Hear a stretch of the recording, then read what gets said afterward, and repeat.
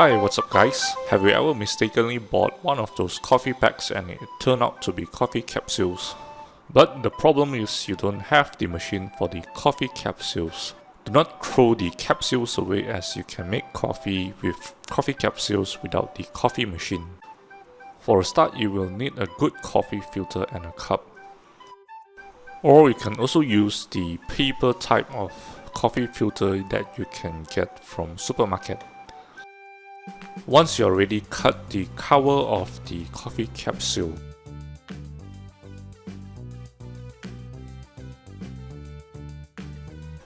Once you have opened the capsule, you will actually find the grounded coffee powder inside.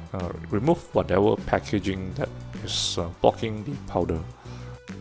So once you are able to remove the coffee powder, the brewing process is pretty straightforward and simple.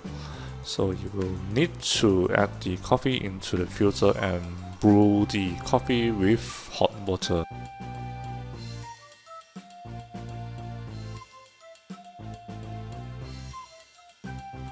Leave the hot water for a good couple of minutes and you are good to go.